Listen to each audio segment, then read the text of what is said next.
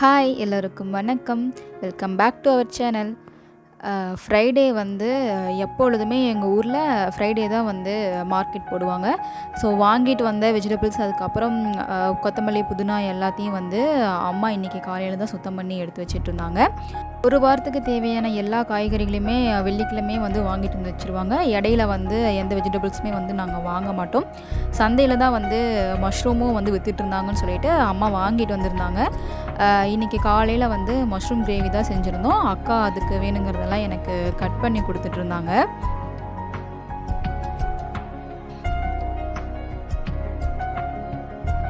Mushroom குழம்பு வந்து வைக்கிறதுக்கு ஒரு பேனில் எண்ணெய் ஊற்றிக்கிட்டு எண்ணெய் நல்லா காஞ்சதுக்கு அப்புறமா அதில் வந்து கொஞ்சம் 1 ஸ்பூன் சீரகம், 1 ஸ்பூன் அளவுக்கு மிளகு கொஞ்சம் காஞ்சதுக்கு அப்புறமா அதில் கொஞ்சம் சோம்பு, இதெல்லாம் நல்லா பொரிஞ்சு வந்ததும் பச்சை கருவேப்பிலை தழை இதுவும் பொரிஞ்சதுக்கு அப்புறமா சின்ன வெங்காயம் வந்து ஒரு கைப்பிடி அளவுக்கு அதையும் வந்து சேர்த்து நல்லா வதக்கிக்கலாம்.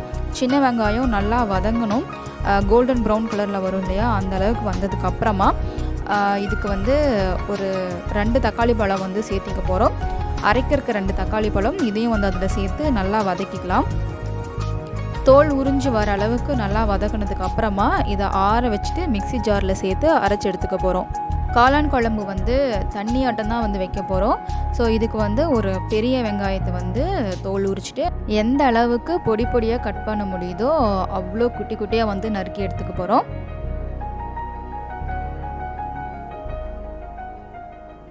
பெரிய வெங்காயம் வந்து எவ்வளோ குட்டி குட்டியாக கட் பண்ணுறோமோ அதே சைஸில் 2 தக்காளி பழத்தையும் குட்டி குட்டியாக வந்து கட் பண்ணிக்கலாம். நான் வந்து இன்றைக்கி இந்த குழம்பு மண் சட்டியில் தான் வைக்க போகிறேன். மண் சட்டி வந்து சூடாகிறதுக்குள்ளேயே இந்த பக்கம் வணக்கி வச்சுருக்கிற வெங்காயம், தக்காளி இது எல்லாத்தையும் வந்து மிக்ஸி ஜாரில் சேர்த்து நல்லா ஃபைன் பேஸ்ட்டாக அரைச்சி எடுத்துக்கலாம்.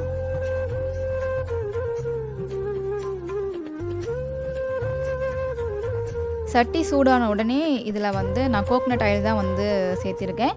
எண்ணெய் காஞ்சதுக்கப்புறம் நம்ம 2 ஏலக்காய், ஒரு துண்டு சின்ன துண்டு பட்டை, 2 கிராம்பு வந்து சேர்த்துருக்கேன். இது பொரிஞ்சதுக்கு அப்புறமா பொடி பொடியாக கட் பண்ணி வச்சுருக்கிற பெரிய வெங்காயத்தை வந்து இதில் சேர்த்து நல்லா கோல்டன் ப்ரௌன் கலரில் வர அளவுக்கு நல்லா வணக்கிக்கலாம். அடுப்பை வந்து லோ ஃப்ளேமில் வச்சுட்டு இதை நல்லா வணக்கி விட்டோம் அப்படின்னா நல்லா அழகாக வணங்கி வந்துடும். அதுக்கப்புறம் இதில் கட் பண்ணி வச்சுருக்கிற 2 தக்காளி பழத்தையும் இதில் சேர்த்து நல்லா மசிஞ்சு வர அளவுக்கு தக்காளி பழத்தை நல்லா வணக்கி விட்டுக்கலாம்.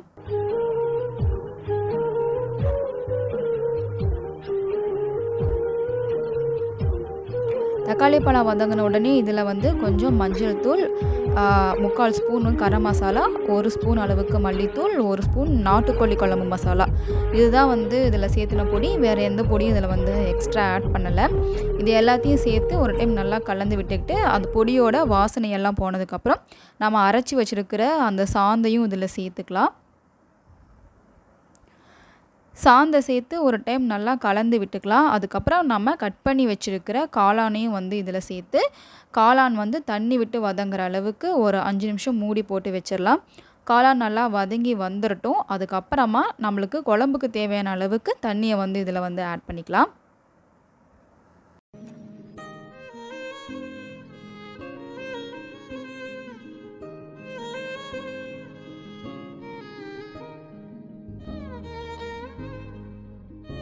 தேவையான அளவுக்கு தண்ணி வந்து இந்த டைமில் ஆட் பண்ணிக்கலாம்.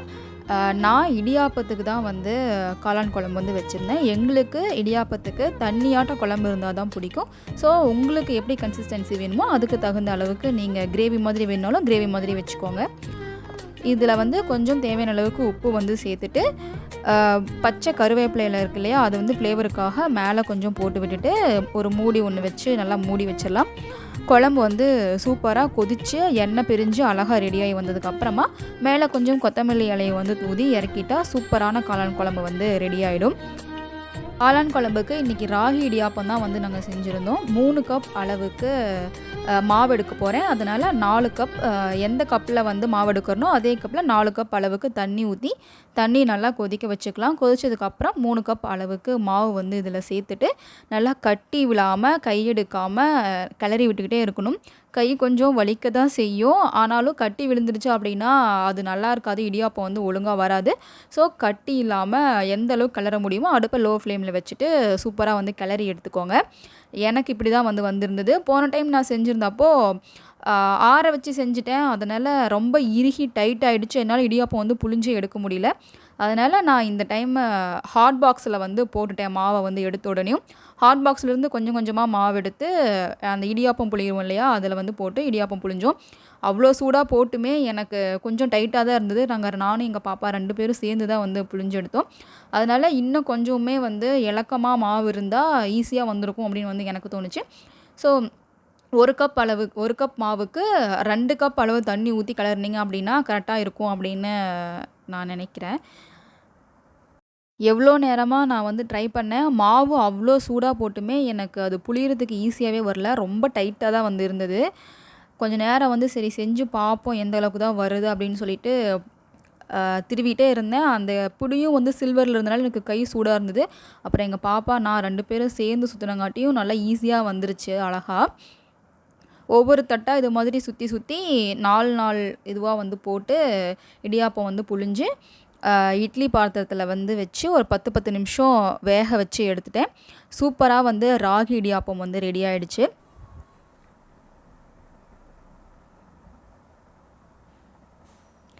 பத்து நிமிஷம் மட்டும் வேக வச்சு எடுத்தால் போதும். அழகாக உங்களுக்கு வந்து வெந்து ரெடியாகி வந்துடும்.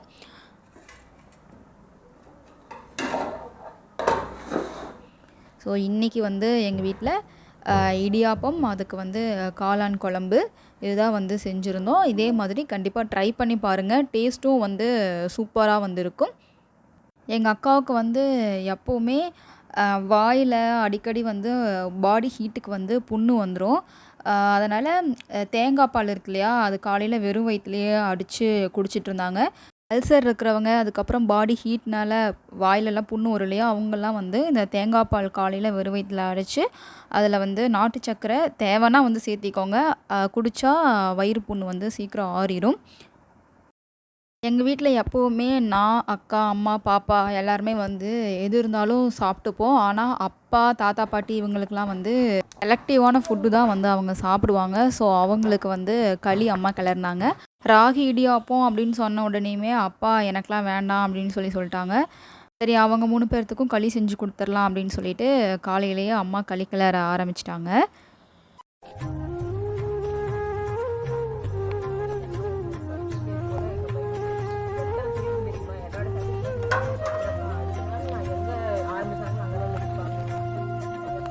ஏதாவது ஒரு சில விஷயமாவது எடுத்துக்க மாட்டாங்க.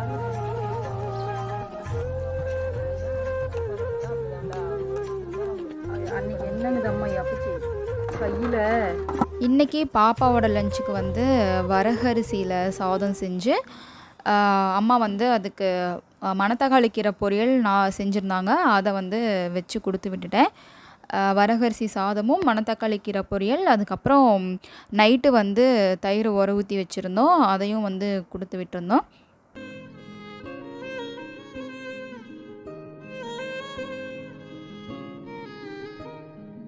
இதெல்லாம் முடிச்சுட்டு சரி இன்றைக்கி கேக் செய்யலாம், வீட்டில் தானே இருக்கோம் அப்படின்னு சொல்லிட்டு கேக் வந்து செஞ்சேன்.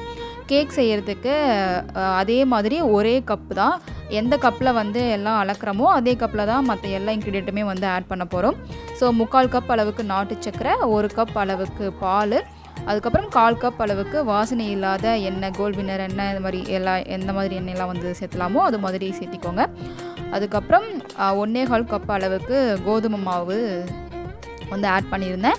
1/4 கப் அளவுக்கு கொக்கோ பவுடர், அதுக்கப்புறம் 1 ஸ்பூன் அளவுக்கு பேக்கிங் பவுடர், 1 டீஸ்பூன் அளவுக்கு வந்து பேக்கிங் சோடா இதெல்லாம் வந்து ஆட் பண்ணிவிட்டு, அதுக்கப்புறம் 1 ஸ்பூன் அளவுக்கு லெமன் ஜூஸ் இருக்குல்ல, அது உங்கள்கிட்ட வினிகர் இருந்தால் சேர்த்திக்கோங்க. எங்கிட்ட வினிகர் இல்லை, அதனால் 1 ஸ்பூன் அளவுக்கு லெமன் ஜூஸ், அதுக்கப்புறம் ஒரு 1/2 ஸ்பூன் அளவுக்கு வெனிலா எசன்ஸ் வந்து சேர்த்துருந்தேன். இது எல்லாத்தையும் கட்டி இல்லாமல் அழகாக வந்து கலந்து எடுத்துக்கிட்டேன். உங்களுக்கு வந்து பத்தலை கெட்டியாக இருக்குது அப்படிங்கிற பட்சத்தில் நீங்கள் எக்ஸ்ட்ரா கூட பால் வந்து ஆட் பண்ணிக்கலாம்.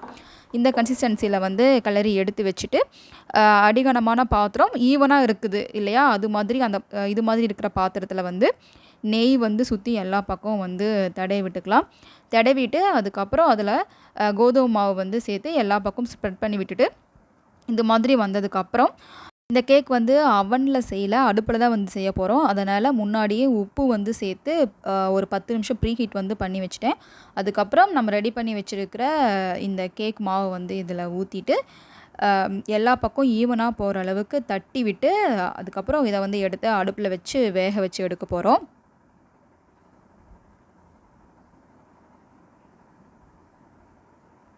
ஸோ இப்போ மாவு வந்து ஈவனாக எல்லா பக்கமும் ஸ்ப்ரெட் ஆயிடுச்சு. இப்போது இதை அந்த பாத்திரத்தில் எடுத்து வச்சு ஃபஸ்ட்டு ஒரு 1/4 மணி நேரம் வெந்ததுக்கு அப்புறமா கேக் வந்து எந்த அளவுக்கு வெந்திருக்குது அப்படின்னு சொல்லிட்டு ஓப்பன் பண்ணி பார்த்துட்டு, ஓரளவுக்கு வெந்திருக்கும்போது உங்ககிட்ட நட்ஸ் இருந்தால் நட்ஸு சேர்த்திக்கோங்க, இல்லைன்னா தேவையில்லை. நான் வந்து பாதாமும் பிஸ்தாவும் வந்து கொஞ்சம் கொஞ்சமாக கட் பண்ணி சேர்த்துருந்தேன். 1/4 மணி நேரத்துக்கு அப்புறம் நட்ஸ் வந்து ஆட் பண்ணிவிட்டு மறுபடியும் ஒரு 3/4 மணி நேரம் கேக் வெந்தது. அதுக்கப்புறமா ஓப்பன் பண்ணி பார்க்கும்போது ரொம்ப சூப்பராக வந்து சைடில் எல்லாமே வந்து வெந்து அழகாக வந்து வந்திருந்தது. கேக் வந்து எடுத்து ஒரு 20 மினிட்ஸ் நல்லா ஆற வச்சுட்டு, அதுக்கப்புறமா சைடில் வந்து கீரல் போட்டு எடுக்கலான்னு பார்த்தேன். ஆனால் அதுவே அழகாக கீரல் போட வேண்டிய அவசியமே இல்லாத மாதிரி அழகாக தனியாக உப்பி வந்திருந்தது.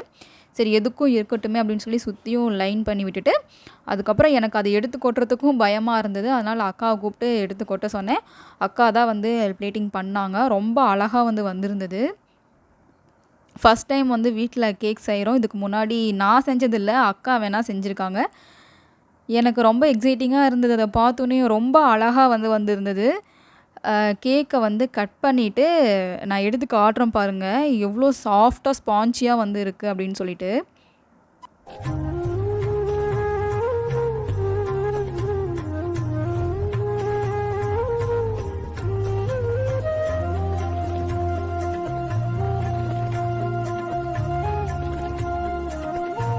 சாப்பிட்றதுக்கே அவ்வளோ சாஃப்டாக வந்து இருந்தது. சூப்பராக இருந்தது. கண்டிப்பாக இதே மாதிரி ட்ரை பண்ணி பாருங்கள். சூப்பராக வரும். தேங்க்ஸ் ஃபார் வாட்சிங்.